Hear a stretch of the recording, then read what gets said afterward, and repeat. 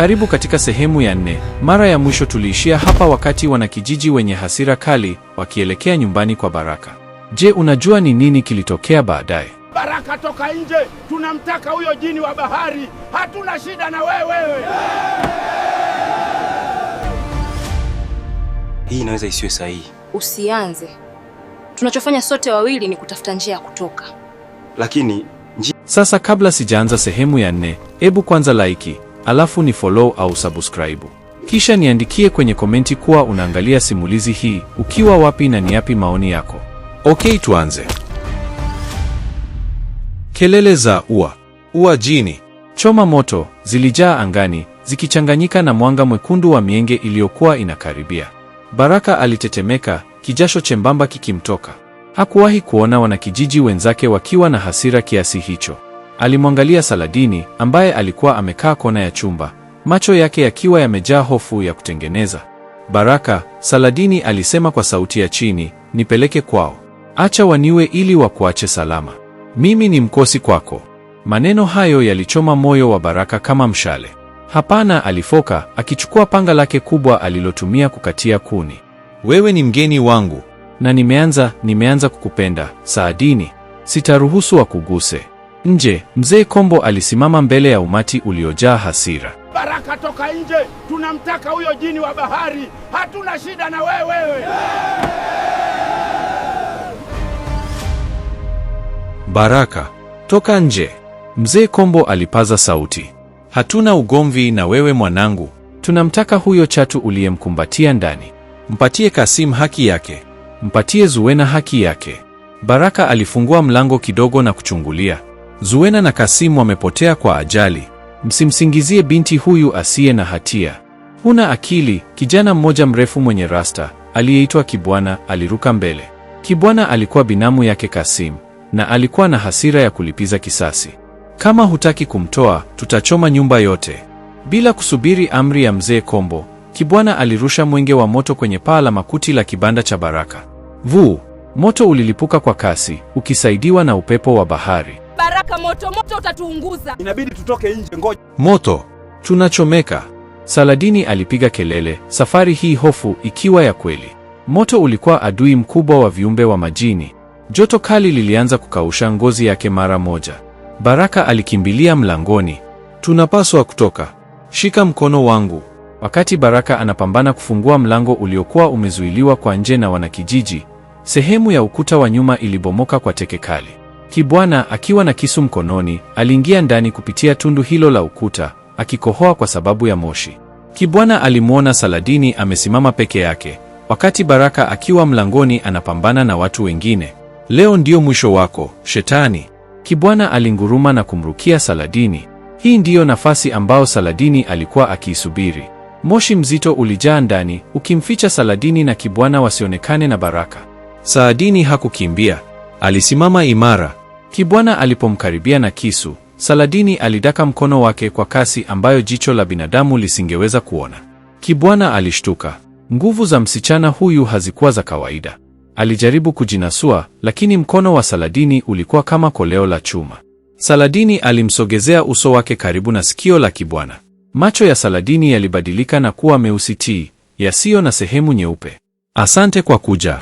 Saladini alinong'ona kwa sauti iliyosikika kama maji yanayochemka.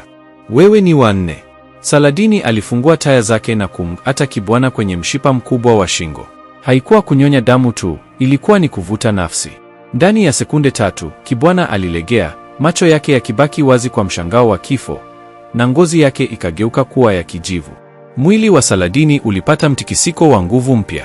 Maumivu ya moto yalipotea. Hali ya kibinadamu ilijikita kikamilifu mwilini mwake. Ting! Sauti ilisikika kichwani mwake, sauti ya Nkunda ikicheka kwa furaha.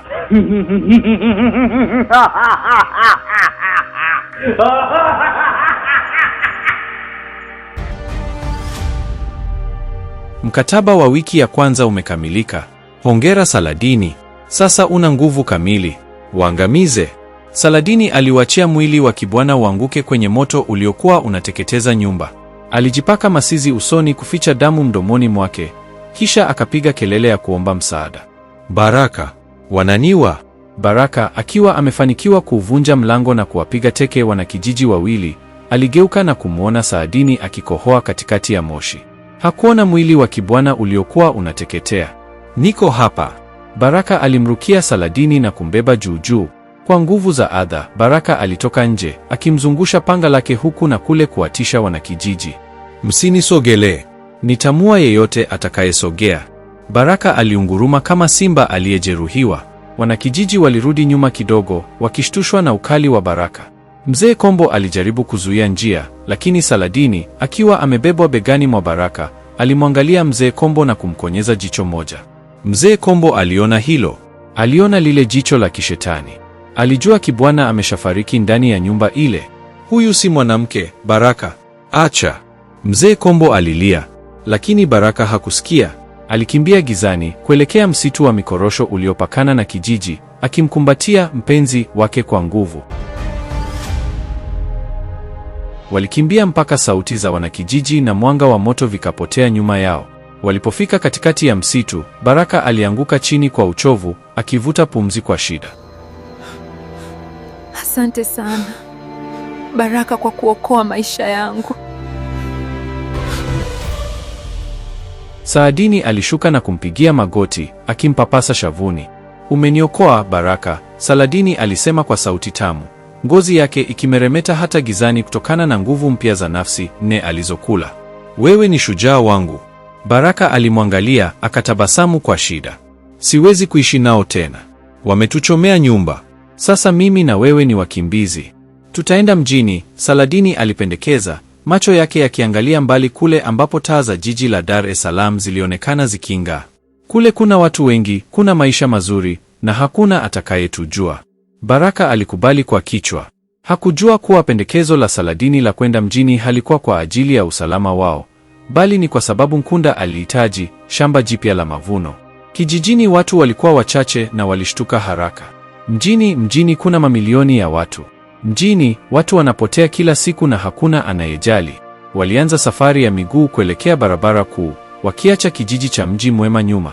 Huko nyuma kijijini, Mzee Kombo alikuwa akiuzima moto wa nyumba ya Baraka. Walipoingia ndani ya mabaki ya nyumba, walikuta mifupa ya Kibwana. Mama yake Kibwana aliangua kilio cha uchungu. Mzee Kombo alishika fimbo yake kwa hasira. Machozi yalimtoka. Hii vita haijaisha, Mzee Kombo aliapa mbele ya wanakijiji. Baraka amechukuliwa Msukule akiwa hai. Nitawafuata. Hata wakienda mwisho wa dunia, nitawafuata na kumua huyo nguva. Mzee Kombo aliingiza mkono wake mfukoni na kutoa kipande cha mhina, mti mtakatifu unaweza kuwadhuru majini.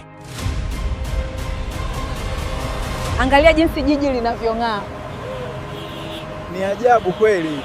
Kuna magari mengi sana. Wiki ya pili inaanza. Saadini na Baraka wameingia ndani ya jiji la Dar es Salaam.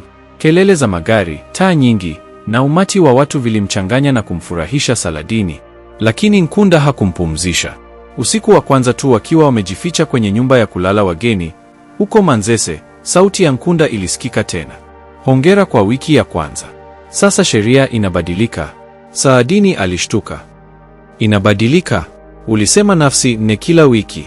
Nkunda alicheka kicheko cha kutetemesha kuta.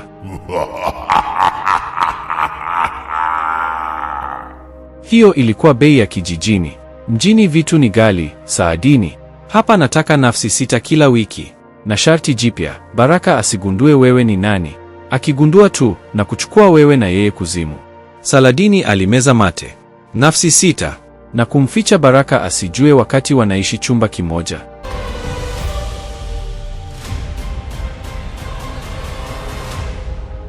Jiji la Dar es Salaam halilali. Hasa maeneo ya Manzese. Hata usiku wa manane, kelele za malori, muziki wa baa na sauti za walevi zilijaza hewa. Kwa Baraka, hili lilikuwa jiji la fujo na lisiloeleweka. Lakini kwa Saadini, fujo hii ilikuwa kama sherehe. Siku ya pili tangu wafike, Baraka aliamka mapema sana. Pesa walizokuwa nazo zilikuwa zinaisha. Hii inaweza isiwe sahihi. Usianze. Tunachofanya sote wawili ni kutafuta njia ya kutoka. Lakini ilibidi alipe kodi ya chumba cha guest house wanayoishi na atafute chakula. Saadini, Baraka alimnongoneza mpenzi wake. Naenda kutafuta kibarua hapo sokoni. Usitoke nje, huku mjini kuna matapeli wengi. Saladini alijivuta kitandani na kutoa tabasamu la uvivu. Sawa mume wangu, nitarudi kulala. Baraka alipoondoka tu na kufunga mlango, Saladini aliruka toka kitandani. Macho yake hayakuwa na usingizi, yalikuwa na njaa. Agizo la Nkunda la watu 6 kwa wiki lilimaanisha hana muda wa kupoteza. Kila siku lazima mtu mmoja aende, na siku moja itabidi wawe wawili. Alivaa gauni jepesi alilonuliwa na Baraka, akapaka wanja mzito machoni ili kuongeza mvuto wa kigiza, na akatoka nje. Hakupitia mlango mkuu wa guest house, alipita uchochoroni kama paka. Alisimama kando ya barabara ya Morogoro, karibu na kituo cha daladala cha Manzese Tiptop. Jua la Dar liliwaka utosini, lakini Saladini hakutoka jasho. Ngozi yake ilikuwa baridi kama marumaru. Wanaume wengi waliopita waligeuka kumwangalia. Uzuri wake ulikuwa wa kigeni, si wa kawaida hapo Uswahilini. Dakika chache baadaye, gari moja jeusi la kifahari, Toyota Prado, lilipunguza mwendo na kusimama mbele yake. Kioo kilishushwa. Ndani alikuwemo mwanaume mnene, mwenye upara na suti nzito, akiwa anatafuna big. Mrembo, jua ni kali sana, mwanaume yule alisema huku akimwangalia Saladini juu mpaka chini kwa matamanio. Unasubiri usafiri? Panda nikusogeze. Saladini alitabasamu. Huyu ndiye aliyemhitaji.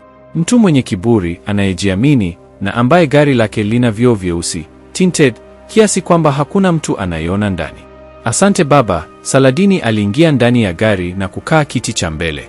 Una roho nzuri sana. Gari liliondoka kwa kasi. Mwanaume yule, akijulikana kama Bosi Kidevu, alijisifu kimoyomoyo. Alijua amepata kifaa kipya. Alianza kupeleka gari maeneo ya Sinza, akitarajia kumrubuni binti huyu kwa pesa. Unaitwa nani mrembo? Naona wewe ni mgeni hapa mjini, Bosi Kidevu aliuliza, mkono wake ukianza kusogea kumshika Saladini paja. Saladini aliuangalia mkono ule, kisha akamwangalia Bosi Kidevu usoni. Naitwa Saladini, alijibu kwa sauti ya chini. Na ndio, mimi ni mgeni kutoka sehemu yenye kina kirefu sana. Kina kirefu? Bosi Kidevu alicheka. Mwanza nini? Usijali, hapa Dar nitakuonyesha maisha. Gari liliingia kwenye uchochoro tulivu wa Sinza ili Bosi Kidevu apaki gari pembeni aongee biashara. Alipozima gari tu, alimgeukia Saladini. Haya mrembo, unataka shilingi ngapi? Saladini hakujibu. Alisogeza uso wake karibu na wa Bosi Kidevu. Harufu ya Saladini ilibadilika ghafla. Haikunukia manukato tena, bali ilinukia damu na chumvi ya bahari iliyooza. Macho ya Bosi Kidevu yalitoka pima. Alitaka kupiga kelele, lakini sauti iliganda kooni. Mrembo aliyekuwa naye alikuwa amebadilika sura. Mdomo wake ulijaa meno yaliyopishana kama msumeno. Sitaki pesa zako. Saladini aliunguruma. Nataka pumzi yako. Ndani ya gari lile lenye vioo vyeusi, hakuna aliyesikia purukushani hiyo. Saladini alimshika kichwa na kumaliza kazi yake ndani ya dakika 2. Alifyonza nafsi ya Bosi Kidevu mpaka mwili wake ukabaki kama ganda tupu la ndizi. Ting! Mmoja! Sauti ya Nkunda ilisikika kwa furaha.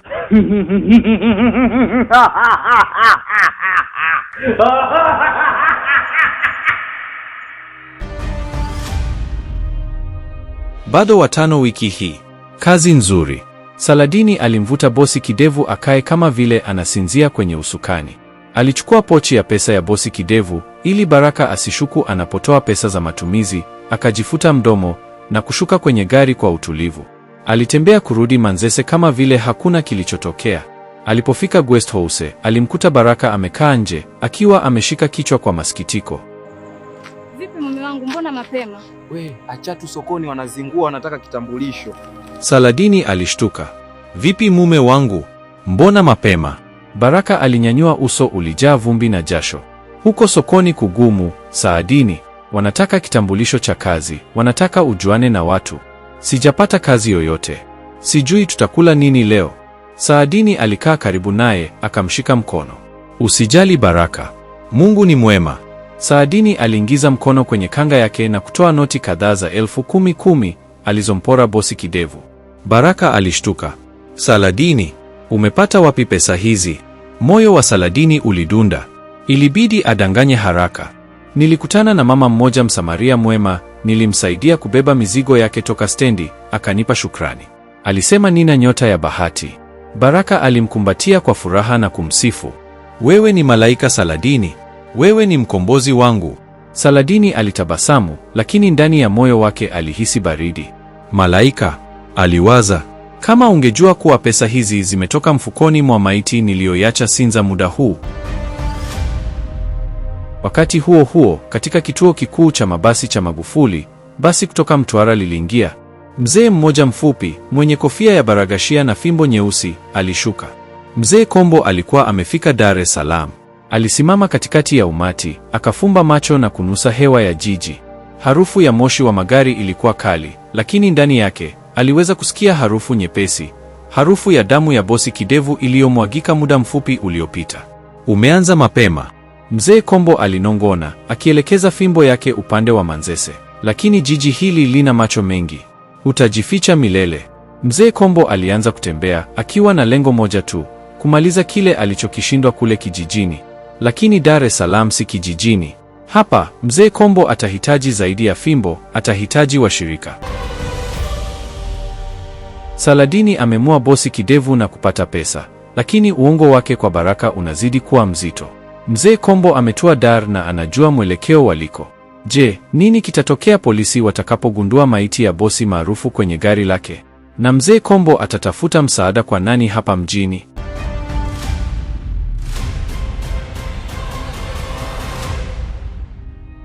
Ni noma sana, story inazidi kupamba moto. Leo tuishie hapa, tukutane tena kesho katika sehemu ya 5 na ndio tutajua kuwa ni nini kilitokea mbeleni.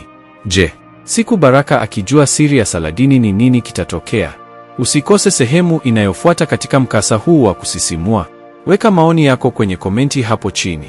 Pia usisahau kunifollow au kusubscribe ili kuwa mwanafamilia halisi wa familia hii kubwa.